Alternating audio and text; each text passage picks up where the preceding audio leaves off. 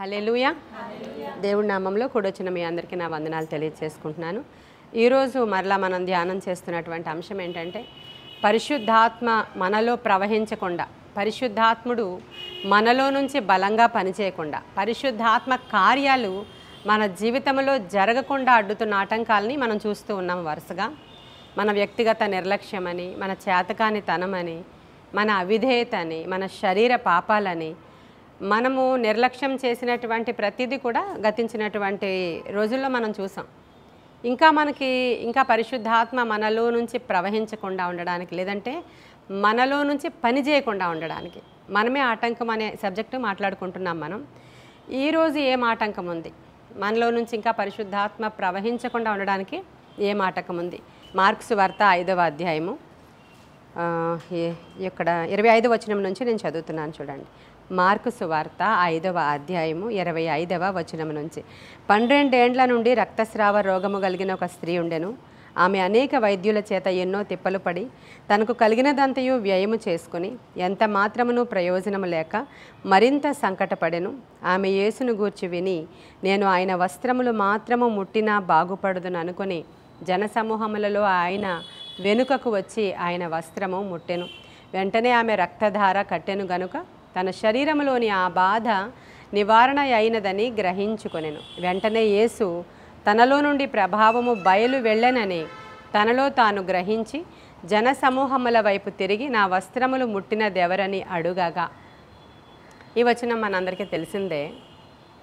ఒక స్త్రీ ఉంది. ఆ స్త్రీకి చాలా భయంకరమైనటువంటి ఒక ప్రాబ్లం వచ్చింది, రక్తస్రావ రోగము. ఎన్నో సంవత్సరాల నుంచి ఇబ్బంది పడుతుంది ఆవిడ. ఇక ఏ రోగమైనా పర్వాలేదు, శరీరంలో రక్తము అయిపోతే అంటే ఇంచుమించు ఆమె చనిపోవడానికి సిద్ధంగా ఉన్న స్త్రీ అని అర్థం, అంతేనా? కొన్ని సంవత్సరాల నుంచి రక్తము పోతూ ఉంది బాడీలో నుంచి.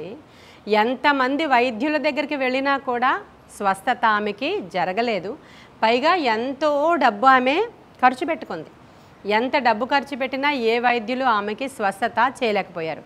ఇప్పుడు ఇంకా ఆవిడ పరిస్థితి ఏంటి? లాస్ట్లో ఇంకేం లేదు, చనిపోవడమే. ఈ స్థితిలో ఆమె యేసుక్రీస్తు ప్రభు వారి గురించి వింది. ఏమని? ఆయన అనేక మందిని స్వస్థపరుస్తున్నారు, బాగు చేస్తున్నారు. నోటి మాట మాట్లాడితే చాలు అనేకులు బ్రతుకుతున్నారు. ఆయన ఇలా పాడెను ముట్టుకుంటే చాలు బ్రతుకుతున్నారు. ఆయన గుడ్డివాడి కన్నులు ఇలా ముట్టుకుంటే చాలు బ్రతుకుతున్నాడు అని విందావిడ. ఇప్పుడు దావీదు కుమారుడా కరుణించి అని అడగడానికి లేదు, ఎందుకంటే ఆవిడ ఒక స్త్రీ. నాకు ఇలా బ్లీడింగ్ ప్రాబ్లం ఉంది అని పురుషుడైనటువంటి రబ్బీ అయినటువంటి దేవుని దగ్గర, యేసయ్య దగ్గరికి వచ్చి చెప్పడానికి ఆ రోజుల్లో, ఈ రోజుల్లో కూడా మనకి భయమే, ఆ రోజుల్లో ఇంకా భయం. అందులోకి ఆమె కడగా ఉంది కాబట్టి పురుషుల దగ్గరికి ఎవరికి రావడానికి కానీ ముట్టుకోవడానికి కానీ ధైర్యం ఆవిడకి లేదు. కాబట్టి ఆమె ఆలోచిస్తుంది. ఆమె ఆలోచించినప్పుడు అనేకమైన విషయాలు వినినటువంటి ఆ స్త్రీకి ఏం జరిగింది? విశ్వాసం కలిగింది. ఏమని? నేను వెళ్ళి చెప్పలేను, నేను వెళ్ళి మాట్లాడలేను, నా పరిస్థితి చాలా దారుణం, నేను చనిపోవడానికి సిద్ధంగా ఉన్నాను. కానీ ఈ సమయంలో కేవలం కనీసం ఆయన వస్త్రం ఇలా ముట్టుకుంటే చాలు, నాకేదో ఒకటి జరుగుతుందని ఆవిడ విశ్వాసము ఉంచింది. హల్లెలూయా. ఆవిడ విశ్వాసం అది. అలా ముట్టుకుంటే ఆయన వస్త్రం ఇలా ముట్టుకుంటే బాగయ్యారని ఎక్కడ వినలేదు ఆవిడ ఏం విన్నదంటే, యేసయ్య ముట్టుకుంటే, ఆయన వచ్చి ముట్టుకుంటే స్వస్థత అయింది, ఆయన మాట్లాడితే స్వస్థత అయింది, ఆయన గద్దిస్తే దయ్యాలు పారిపోయాయి. ఇది విన్నది ఆవిడ. కానీ ఈ స్త్రీ యొక్క విశ్వాసం చాలా అధికంగా ఉంది అక్కడ, చాలా ఎక్కువ విశ్వాసం. ఎందుకంటే ఇంకా ఆవిడకి ఇంకేం లేదు, చావే. నేను ఇంకా లాస్ట్గా ఇది నేను ట్రై చేస్తాను ఖచ్చితంగా, ఈయన వస్త్రవచం ముట్టుకుంటే చాలని ఆవిడ విశ్వాసంతో ఏం చేసిందంటే, ఒక పని నిమిత్తమై వెళుతున్నటువంటి యేసుక్రీస్తు ప్రభువు, ఆయన వెనకాల శిష్యులు, వాళ్ళందరూ అనేక మంది గుమిగూడి ఉన్నటువంటి స్థలంలోనికి వచ్చి ఆ స్త్రీ యేసుక్రీస్తు ప్రభు వారి యొక్క వస్త్రపు చెంగుని ముట్టుకుంది. ముట్టుకున్న వెంటనే ఆ బాధ నివారణ ఆయను అని రాయబడి ఉంది అక్కడ. అలా రాయబడి ఉంది, చూడండి అక్కడ. వెంటనే ఆమె రక్తధార కట్టెను గనుక తన శరీరములోని ఆ బాధ నివారణ అయినదని గ్రహించుకొని 29వ వచనం చూసారా? రక్తధార ఏమైందంటే ఇమ్మీడియట్గా స్టాప్ అయిపోయిందంట. ఆవిడకి తెలిసిపోయింది, నా శరీరంలో ఆ బాధ పోయింది, నాకు రక్తధార కట్టేసింది, కాబట్టి నేను స్వస్థపరచబడ్డానని చెప్పి ఆమె గ్రహించుకునే లోపు ప్రభువు ఏమంటున్నాడంటే, నన్ను ఎవరు ముట్టుకున్నారని అడిగారు. అప్పుడు శిష్యులందరూ అంటున్నారు, ఇక్కడ చాలామంది ఉన్నారు కదా, ఎవరని చెప్పగలము అని. అప్పుడు ప్రభువు ఏమంటున్నారంటే, జనసమూహము వైపు తిరిగి నా వస్త్రములు ముట్టినదెవరని అడుగగా ఆయన శిష్యులు, జనసమూహము నీ మీద పడుచుండట చూచుచున్నావే, నిన్ను ముట్టినదెవరు అని అడుగుచున్నావే అంటే అని అడిగారు ఆయన. ఆ కార్యము చేసిన ఆమెను కనుగొనవలెనని ఆయన చుట్టూ చూచెను. అప్పుడు ఆ స్త్రీ తనకు జరిగినది ఎరిగి భయపడి వణుకుచూ వచ్చి ఆయన ఎదుట సాగిలపడి తన సంగతి అంతయు ఆయనతో చెప్పాను. అప్పుడు అందుకు ఆయన ఏమంటున్నారు అక్కడ, కుమారి నీ విశ్వాసము నిన్ను స్వస్థపరిచెను, సమాధానము గలదానవై పొమ్ము, నీ బాధ నివారణ అయి నీకు స్వస్థత కలుగునుగాక అని చెప్పాను. ఇక్కడ మనం చూడాల్సింది 30వ వచనములో ఉన్నటువంటి మాట, వెంటనే యేసు తనలో నుండి ప్రభావము బయలుదేరి. హల్లెలూయా. ఈ ప్రభావము ఏంటి, ఈ శక్తి ఏంటి, ఈ పవర్ ఏంటి, మనలో నుంచి దేవునిలో నుంచి ప్రభావం బయటికి వస్తున్న ప్రభావం పేరేంటి? పరిశుద్ధాత్మ శక్తి. హల్లెలూయా. పరిశుద్ధాత్మ శక్తి కదా ప్రభావము బయటికి వస్తుంది. ఆయనలో నుంచి ప్రభావము బయటికి రావడం చూసినప్పుడు అనేకులు దగ్గరికి యేసయ్య దగ్గరికి రావడానికి ట్రై చేసేవారంట. అనేకులు ఏమయ్యారంట? 6:19 చూడండి, లూకా 6:19 చూద్దాం. లూకా సువార్త 6వ అధ్యాయము 19వ వచనం. 18 నుంచి చదువుతానే. అపవిత్రాత్మల చేత బాధింపబడిన వారును వచ్చి స్వస్థత నొందిరి. ప్రభావము ఆయనలో నుండి బయలుదేరి అందరినీ స్వస్థపరచుచుండెను గనుక జనసమూహం అంతయు ఆయనను ముట్టవలెనని ప్రయత్నం చేస్తున్నారట. హల్లెలూయా. అంటే ఇప్పుడు ఈ అనాయింటింగ్ ఏదైతే ప్రభువులో ప్రభావము ఉందో, ఈ శక్తి ఉందో, పరిశుద్ధాత్మ అభిషేకము బయటకు వస్తుంది అన్నమాట. అందుకని అక్కడ ఉన్నటువంటి ప్రజలందరూ ఏం చేస్తున్నారంట? ఆయన దగ్గరికి రావాలని ప్రయత్నం చేస్తున్నారు. ఇది లూకా సువార్తలో చూపించా. ఇప్పుడు ఇక్కడ ఈ స్త్రీ విషయంలో కూడా ప్రభు ఏమంటున్నాడంటే, నాలో నుంచి ప్రభావము బయటకు వచ్చింది. అంటే ప్రవహించడం ప్రభువుకు తెలిసిపోతుంది. ఆ యొక్క ప్రవాహం ఇలా ప్రవహించి బయటకు వచ్చింది. ఎవరు ముట్టుకున్నారు నన్ను అని అడుగుతున్నారు ఆయన. ఇప్పుడు మనము పరిశుద్ధాత్మ మనలో నుంచి ప్రవహించడానికి మనలో విశ్వాసం కూడా ఒక కారణం. హల్లెలూయా. ఇప్పుడు ఒక కార్యం కావాలి మనకు, ఒక స్వస్థత కావాలి. యేసయ్య ఇక్కడ లేరు, పరిశుద్ధాత్ముడు ఉన్నారు. ఆ పరిశుద్ధాత్ముడు నీలో నుంచి ప్రవహించి ఆ ప్రభావము నిన్ను తడపాలి అని అంటే, ఆ ప్రభావము నిన్ను ముట్టాలి అంటే నీలో ఏం కావాలి? విశ్వాసము కావాలి. హల్లెలూయా. అంటే ఇప్పుడు ఈ 3వ ఆటంకం ఏంటంటే, విశ్వాసము లేకపోతే పరిశుద్ధాత్ముడు నీలో నుంచి పని చేయలేరు. పరిశుద్ధాత్మను పొందుకున్నాం అందరం, పరిశుద్ధాత్ముడు దిగొచ్చేశారు, సంఘంలోనే ఉన్నారు, మనలోనే ఉన్నారు. కానీ పరిశుద్ధాత్మ శక్తి మనలో పనిచేయడం లేదు. అయితే శరీర పాపాలు, లేదా నిర్లక్ష్యం, లేదా అవిధేయత, ఇవన్నీ చూసేసాం. ఈరోజు అవిశ్వాసము చూస్తున్నాం. అవిశ్వాసం ఉంది, జరుగుతుందా లేదా, అసలు ఇలా అవుతుందా, ఇవన్నీ డౌట్లు మనకి. కాబట్టి అప్పుడు పరిశుద్ధాత్మ శక్తి మనలో నుంచి పని చేయలేదు. ఎందుకంటే ఇక్కడే 6వ అధ్యాయంలోనే యేసుక్రీస్తు ప్రభువారు ఇక్కడ నుంచి ఈ ఇన్సిడెంట్ జరిగాక బయలుదేరి సొంత ప్లేస్కి వెళ్ళారు.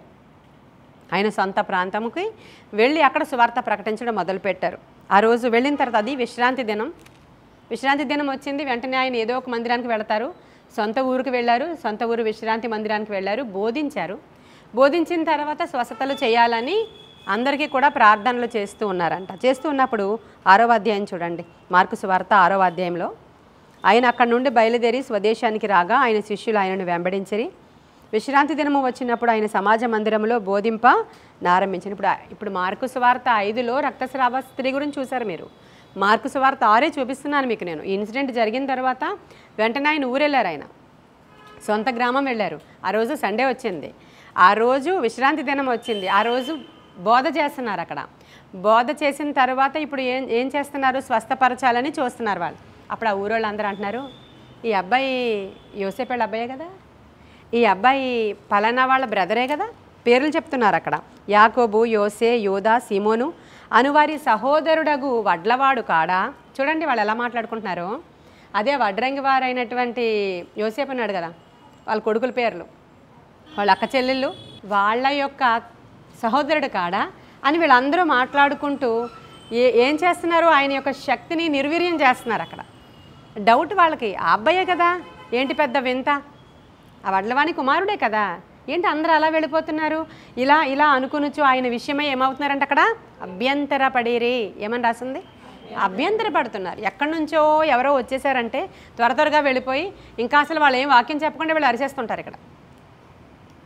చూసారా మీరు ఇలాంటి వాళ్ళని? ఎవరైనా మనము అవుట్ సైడ్ నుంచి ప్రీచర్స్ని పిలిచామనుకోండి, అసలు అక్కడ ఏ వాక్యం ఉండదు. అబ్బా ఇవాళ ఎంత బాగా చెప్పారని వెళ్ళిపోతుంటారు కొంతమంది. అంటే వాళ్ళకి ఎక్కడి నుంచో రావాలి. ప్రతి సంఘంలో కూడా ఇంతే. ఎక్కడి నుంచో ఒకరు వచ్చేసి కొంచెం గట్టిగా దడ సౌండ్లు చేస్తూ ఉండాలన్నమాట. అప్పుడు చేస్తుంటే అసలు అక్కడ ఏమీ లేకపోయినా రెస్పాండ్ అవుతారు. ఇక్కడే లోకల్ పాస్టర్ అమ్మగారే అనేసరికి ఎలా ఉంటుందంటే, వాళ్ళేనా, ఆ సీతమ్మదారి దగ్గర ఉంటారు ఆవిడేనా, సరేలే అయితే ఎక్కడి నుంచో వచ్చారేమో అనుకుని వచ్చాం. ఇలా మన అగ్ని సదస్సులు జరుగుతూ ఉన్నప్పుడు బ్యానర్ కడుతున్నారు. అక్కడ బ్యానర్ కడుతున్నప్పుడు నా ఫోటోతో బ్యానర్ కడుతున్నారు. అప్పుడు వచ్చి అడుగుతున్నారు అనమాట, ఎక్కడి నుంచి వస్తున్నారు మేడం గారు, హైదరాబాదేనా అని అడుగుతున్నారు. అడుగుతుంటే కాదండి ఇక్కడే, ఇక్కడ ఈ చర్చి పాస్టర్. ఇక్కడ చర్చి పాస్టర్ గారేనా అంటే వాళ్ళకి ఏం కావాలి, ఎక్కడి నుంచో రావాలి. యేసయ్య అదే ఊరు కాబట్టి, ఇదే ఊరా, వడ్లవాని కుమారుడైన అని వాళ్ళు అభ్యంతరపడిరి.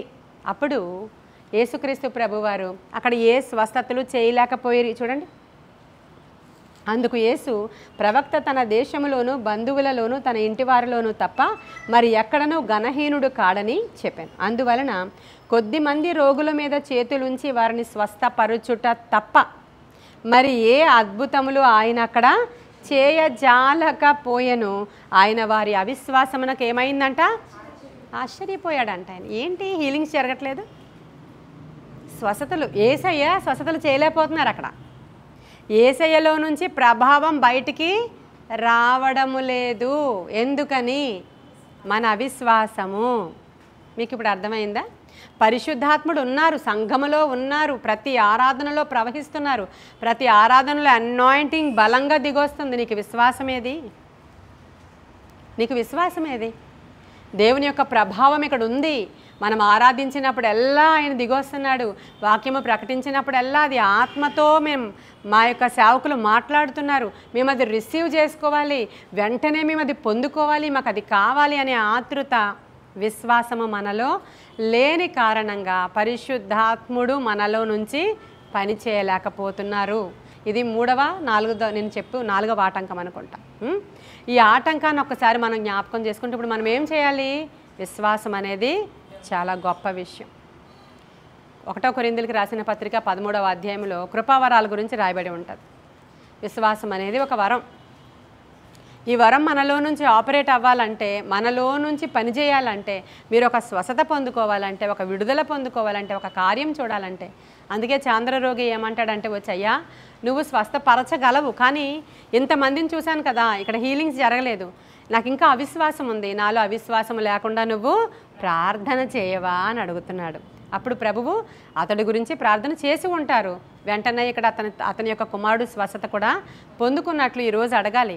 మా సేవకులలో అభిషేకం ఉన్న మాట వాస్తవం, కానీ మాకు ఇంకా బిడ్డలు పుట్టడం లేదు, మాకు ఇంకా కార్యం జరగడం లేదు, మాకు ఇంకా విడుదల రావడం లేదు, మాకు ఇంకా స్వస్థత జరగట్లేదంటే ఇంకా నాలో అవిశ్వాసం ఉంది ప్రభు, తీసేసి మరి ఎదుగో ఆమెకిచ్చావు, ఈమెకిచ్చావు, వాళ్ళకి జరిగాయి, వీళ్ళకి జరిగాయి, నాకెందుకు జరగలేదంటే నాలో సంథింగ్ లోపం ఉన్నట్లు ఉంది, ముందు నా అవిశ్వాసాన్ని తీసివేయి అనే ప్రార్థన అవసరమా కాదా సంఘానికి? అవసరం, అవసరం. ఆయన సొంత ప్రదేశంలో స్వస్థతలు చేయలేక వారి అవిశ్వాసాన్ని బట్టి ఆయన ఆశ్చర్యపోయాడంట. కాబట్టి ఈరోజు మనం పరిశుద్ధాత్మ మనలో నుంచి బలంగా రావాలంటే విశ్వాసము అవసరం. ముందు మనం ఏమడగాలి? ఈరోజు మాకు విశ్వాసం కావాలి ప్రభా, ఈ కార్యాలు చూడాలంటే మాకు ఎక్కడో అవిశ్వాసం కొడుతుంది, ఒక ప్రక్క నుంచి అవుతుంది అవుతుంది అవుతుంది అనిపిస్తూనే ఏమోలే మొన్నటి నుంచి అవ్వలేదు, ఈరోజు అవదేమో అని అనిపిస్తుంది. ఇది మనలో పని చేస్తుంది. కాబట్టి ఇప్పుడు శ్యామల చక్కగా ప్రార్థన చేసింది, 4th డైమెన్షన్లోనికి వెళ్ళిపోద్ది తను. అక్కడ వెళ్ళిపోయి జరిగిపోయిందంతే, ఈరోజు చేసావంతే, ఈరోజు మేము తీసుకున్నామంతే, మాకు రిసీవ్ అయిపోయిందంతే, మేము కార్యం చూసామంతే, నువ్వు చెయ్యాలంతే. అంటే దేవుని యొక్క సన్నిధిలోనికి వచ్చి హక్కుపూర్వకంగానూ అడుగుతున్నావు, గోజాడి అడుగుతున్నావు. లాస్ట్లో ఏమంటుంది? మళ్ళీ దిగిపోయింది, అక్కడ నుంచి దిగిపోయి నీ గడ్డం పట్టుకుని బ్రతిమలాడుతున్నాం, చెయ్యవా ప్లీజ్, అంతే. మరి ఏం చేస్తాం? మాట్లాడుతున్నాం విశ్వాసంతో, చెయ్యాల్సింది ఆయన కాబట్టి మరలా బ్రతిమలాడుకుంటున్నాం, అంతే. విశ్వాసం ఉంచి మనం ప్రార్థన చేయడం చాలా అవసరం. మరి యెషయా గ్రంథంలో ఒక మాట ఉంటుంది, విశ్వసించువాడు కలవరపడడు అని ఉందా? యెషయా 28:16వ వచనంలో విశ్వసించువాడు ఏమవడట? అంటే మనము కలవరం ఇక్కడికి వచ్చిన మనం అందరం కూడా మన సమస్యను బట్టి మనకి ఎలా ఉంటుందంటే కలవరంగా ఉంటుంది కదండి. కలవరపడుతూ ఉంటాం. చింత, బాధ, భయము, భీతి, అదొక రకమైన మెంటల్ టెన్షన్ వచ్చి కూర్చున్నాం. కానీ రోజు వస్తున్నాం, రోజు వెళుతున్నాం. ఎన్ని సంవత్సరాల నుంచో 40లు 50లు 7లు 21లు చేస్తున్నాం, ఇంకా చూడలేదనే ఒక కలవరం ఉంది మన అందరిలో. నిజంగా విశ్వాసం ఉంటే మనము కలవరపడము అంటున్నారు. మత్తయి సువార్తలో చెప్పినట్లు ఏమి తిందుమా, ఏమి త్రాగుదుమా, ఏమి ధరించుకుందుమా, ఏం చేయాలి రేపటి దినాన్ని, ఏంటి పరిస్థితి, పిల్లల పరిస్థితి ఏంటి, మా పరిస్థితి ఏంటి అనేటువంటి కలవరం మీకు వద్దు. ఎందుకంటే అన్యజనులు వాటి గురించి చింతిస్తారు, మీరైతే వాటి గురించి చింతపడాల్సిన అవసరత లేదు అని ప్రభువే డిక్లేర్ చేశారు. కానీ మనకి ఎంత చింత అంటే అంత చింత. ఎందుకని? విశ్వాసము మనలో లేదు గనుక మనం ఆపరేట్ చేయలేకపోతున్నాం, మనం పొందుకోలేకపోతున్నాం, మనం విశ్వసించలేకపోతున్నాం. సరే, విశ్వాసం చాలా బలంగా ఉంది ఇప్పుడు శ్యామలలాగా. ఇప్పుడు తనకి ఎంత విశ్వాసం ఉంది, 4th డైమెన్షన్లోనికి వెళ్ళిపోయి ప్రార్థన చేస్తుంది, అంత విశ్వాసం ఉంది తనకి. మనం అందరం అలా చేయలేకపోతున్నాం. ప్రభా చేస్తావా, ప్రభా చేస్తావా, నువ్వు చెయ్యి ప్రభా, ప్లీజ్ ప్రభా అంటున్నాం మనం. ఇప్పుడు ఆమె విశ్వాసపు లెవెల్స్ హైలో ఉన్నాయి, మనకు విశ్వాసం లేదని ఒప్పేసుకున్నాం ఇక్కడ. ఇప్పుడు ఆమెకి హైలో ఉంది, సరిపోతుందా ఇప్పుడు అంటే? ఈ యొక్క 1 కొరింథీయులకు రాసిన పత్రిక 13వ అధ్యాయం ప్రకారం నీకు ఎన్ని కృపావరాలున్నా, ప్రవచించు కృపావరము కలిగిన, భాషలతో మాట్లాడే వరమున్నా, శరీరాన్ని కాల్చడానికి అప్పగించేసి పాస్టమ్మ గారు ఇక నేను దేవుని కొరకు హతసాక్షిగా అయిపోవడానికి కూడా సిద్ధమే, మీ వెనకాల నేను ఉంటాను, ఇంకేమీ లేదు, నన్ను అక్కడ తీసుకెళ్ళినా సరే సేవ కోసం నేను వస్తాను, నన్ను వాడుకోండి, నేను సిద్ధం, అసలు అక్కడ ఎంతో కఠినమైన పరిస్థితి అయినా నా శరీరాన్ని కూడా చావడానికి అప్పగించేసుకుంటాను అని అన్నా, నీవు ప్రేమ లేని వాడవైతే, ప్రేమ ఉంటేనే విశ్వాసం అనే కృపావరం కూడా నీకు పని చేస్తుంది. ఇది ఒకటి మీరు చాలా క్లియర్గా జ్ఞాపకం చేసుకోవాలి. చదువుదామా? 1 కొరింథీయులకు రాసిన పత్రిక 13వ అధ్యాయము. చదవండి.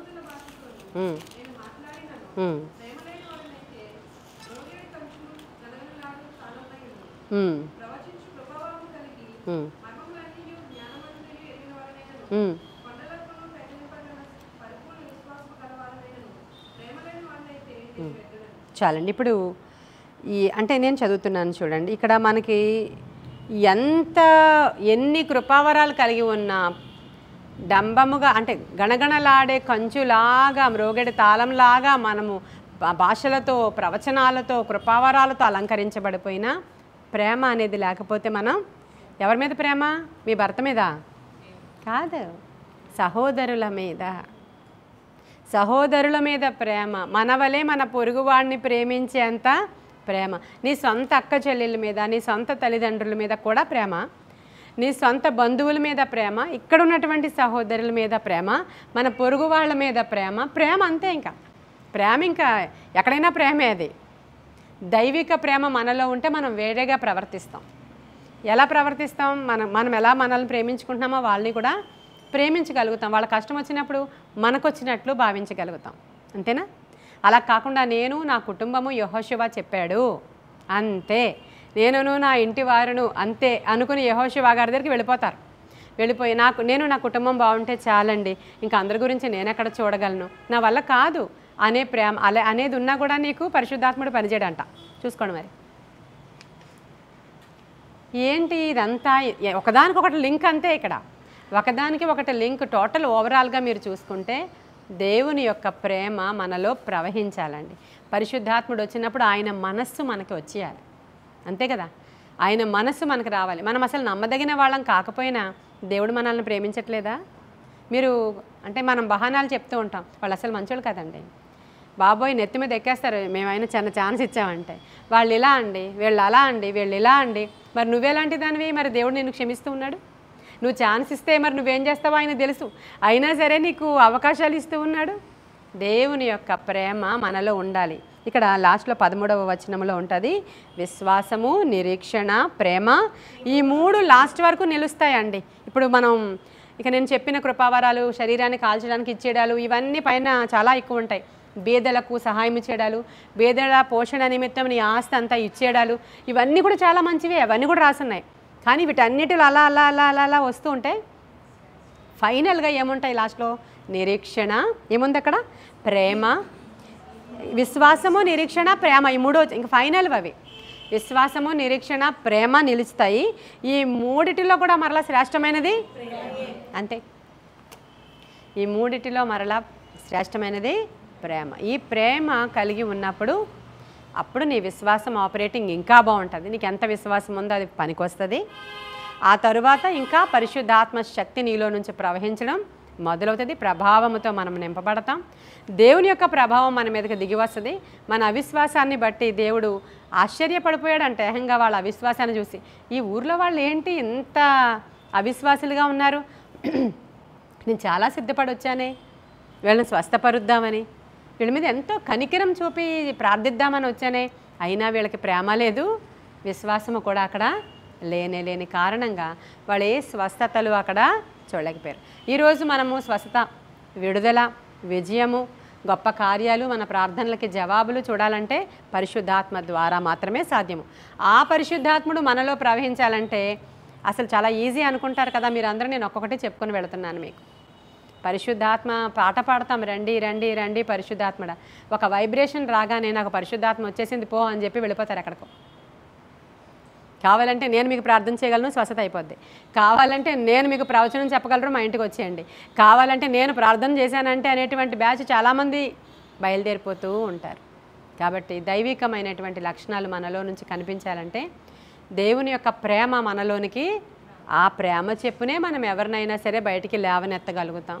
వారి గురించి ప్రాణం పెట్టి ప్రార్థన చేయగలుగుతాం, విశ్వాసం ఉంచగలుగుతాం, ఆత్మకార్యాలు చూడగలుగుతాం. ఇప్పుడు ఇంత ఈజీ కాదు.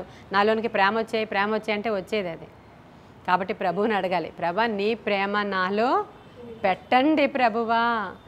నాయనా నీవు లోకాన్ని ఎంత ప్రేమించావో ఆ ప్రేమ నాలో లేదు, నిజంగా లేదు, ఇప్పటి వరకు లేదు అని ఒప్పుకుంటే సరే. ఉంది అని అనుకుంటే కూడా నేను కూడా ఏం చేయలేను. ఉంటే వెళ్ళండి కూడా, ఉంటే మంచిదండి. మీకు ప్రేమ ఉంటే మంచిదే. ప్రేమ ఏమేమి చేస్తుందంట? ఏమైనా చేస్తుంది. ప్రేమ ఏం చేస్తుంది?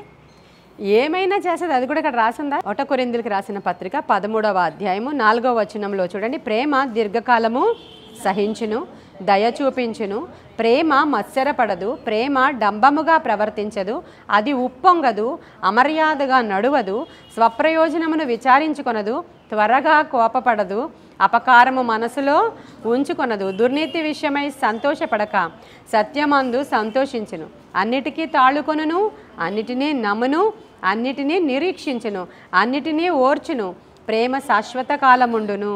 హల్లెలూయా. ఎన్ని క్వాలిటీస్ ఉన్నాయో ఈ క్వాలిటీస్ ఈరోజు ఇంటికి వెళ్ళిన తర్వాత మీరు నేను ఏం చేయాలి? కంఠస్థం చేయాలి.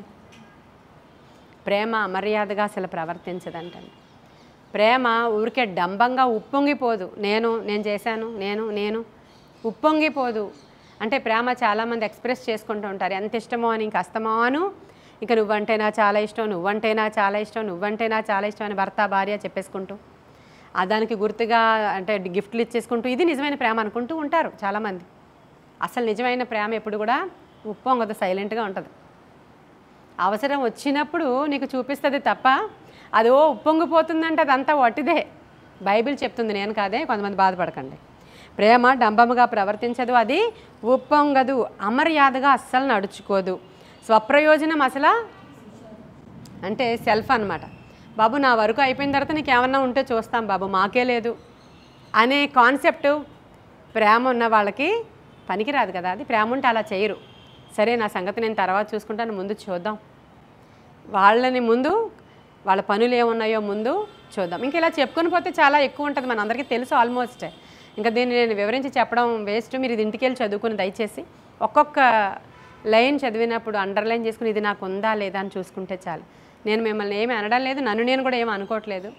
మనం అందరం ఎంతో బలహీనులం. నేర్చుకోవాల్సిందే, ప్రతిదినమూ నేర్చుకోవాల్సిందే, ఎప్పటికీ నేర్చుకోవాల్సిందే. ప్రతిదినము మనల్ని మనం సరి చేసుకోవాల్సిందే. ప్రతిదినము పరిశుద్ధాత్మ కోసం అడిగితే ఆయన తప్పక మనకు సహాయం చేస్తారు.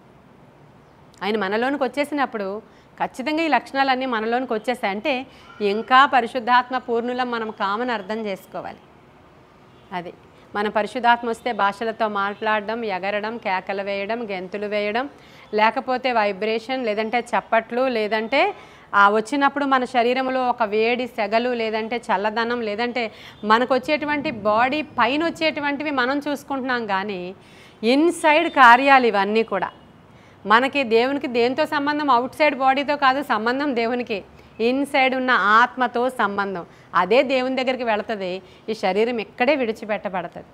కాబట్టి మనం ఎలా ఉండాలంటే ఇవన్నిటినీ కూడా జయించిన వారమై మనము ఉండాలి. కాబట్టి ఈ యొక్క పరిశుద్ధాత్మ దేవునికి మనలో నుంచి ప్రభావము ప్రవహించకుండా ఉండడానికి, దేవుని ప్రభావం మనలోనికి రాకుండా ఉండడానికి ఆటంకం ఏంటో ఈరోజు చూసాం. ఈ లక్షణాన్ని కూడా సరి చేసుకోవడానికి ప్రయత్నిద్దాం. ఇంకా గట్టిగా మనకు ఎన్నో రోజులు లేవు కాబట్టి ఎన్ని మరి మారారో నాకు తెలీదు. నేను ఎన్నో వర్తమానాలు మాత్రం భారంగా తీసుకొచ్చి మీకు చెప్పాను. మీరు రాసుకున్నారో లేదంటే వెనక్కి వెళ్ళి యూట్యూబ్లో వినండి దయచేసి. ఇంక ఇంటికి వెళ్ళాక ఈ రోజుతో అయిపోయిందిలే, ఇంకంతే 3 గంటల వరకు ఉన్నాం, ఇంకేం చేస్తామని పనుల్లో మునిగిపోక, పడుకుండిపోక, నీరసించిపోక, ఇంకొక యావిగేషన్లోకి వెళ్ళిపోక, ఈ రోజు చెప్పింది ఈ రోజే నెమరు వేసుకుంటే ఖచ్చితంగా ఆ రోజు ఫలితం వస్తుంది మనకి. అలా చేసే వాళ్ళందరూ నాకు తెలియదు, కానీ అలా నెమరు వేసుకోవడం చాలా మంచి పని. ఈరోజు ఇది చెప్పారు కదా, దీన్ని ప్రాక్టీస్లో పెడదాం, దీన్ని అనుసరిద్దాం, దీన్ని తెచ్చుకోవడానికి ప్రయత్నిద్దాం అని మీరు ఒక్కసారి యూట్యూబ్లో వెనక్కి వెళ్ళండి. 40 రోజుల్లో నేను ఏమేమి చెప్పానో అవన్నీ వింటూ మనం సరి చేసుకుంటే గొప్ప మార్పు వస్తుంది మనలో. గొప్ప మార్పు మన ఇంట్లో వస్తుంది, గొప్ప మార్పు మన భక్తి జీవితంలో వస్తుంది. ఇప్పటి వరకు లేనిది కొత్త ఆశీర్వాదం మన గృహాల్లోనికి రావడం ఖచ్చితంగా చూస్తాం మనం. ఎప్పుడైనా బైబిల్ అదే చెప్తుంది, మీరు ఇది చేస్తే నేను ఇది చేస్తా, మీరు నా తట్టు తిరిగితే నేను మీ తట్టు తిరుగుతా, మీరు ఇలా ఉంటే నేను అలా ఉంటా. అదే చెప్తుంది బైబిల్ కూడా. మేము ఇలా ఉంటాం నాయన, ఇదిగో ఇవి నేర్చుకున్నామంటే సరే నేను కూడా అలాగే ఉంటాను, ఇవన్నీ ఇస్తాను అంటారు. కాబట్టి కొన్ని మాటలు దేవుడు మన వినికిడిలో దీవించునుగాక. ప్రార్థన చేసుకుందాం. మహాపరిశుద్ధుడైన తండ్రి, మహోన్నతుడైన దేవ, అనుదినము మేము నీ వాక్యాన్ని ధ్యానం చేస్తున్నాం ప్రభా. ప్రతిదినము మమ్మల్ని మేము సరి చేసుకుంటున్నాం ప్రభా. ప్రతిదినము నీ వాక్కుకై ఎదురు చూస్తున్నామయ్యా. మేము మాతో పాటు యూట్యూబ్లో ఫాలో అవుతున్న వాళ్ళందరినీ కూడా జ్ఞాపకం చేసుకోండి. మాలో మంచి మార్పు, దైవిక ప్రేమ మాలోనికి రానియండి దేవ. ప్రేమ కలిగిన వారమై నైనా విశ్వాసము, నిరీక్షణ, ప్రేమ, ఈ మూడింట్లో శ్రేష్టమైనది ప్రేమ అన్నావు. ఆ ప్రేమ కలిగి ముందుకు వెళ్ళే భాగ్యం మాకు దయచేయండి. నీ ప్రభావం మాలో నుంచి ప్రవహించనియండి నాయన. నీ వస్త్రాన్ని మాపై కప్పండయ్యా. మీ చొక్కాయి అంచులు మా మీద నిండుకొనాలి ప్రభువా. గొప్ప కార్యాలు జరిగించి మీ నామానికి మహిమ తెచ్చుకొని గొప్ప స్వస్థతలు దయచేయండి, గొప్ప విడుదల దయచేయండి, గొప్ప బ్రేక్ త్రూలు జరగాలి. ఆత్మకార్యాలు జరిగించి మీరు మహిమ పొందుకోమని యేసయ్య శ్రేష్ఠ నామంలో అడుగుచున్నాము తండ్రి. ఆమేన్. ఆమేన్. God bless you.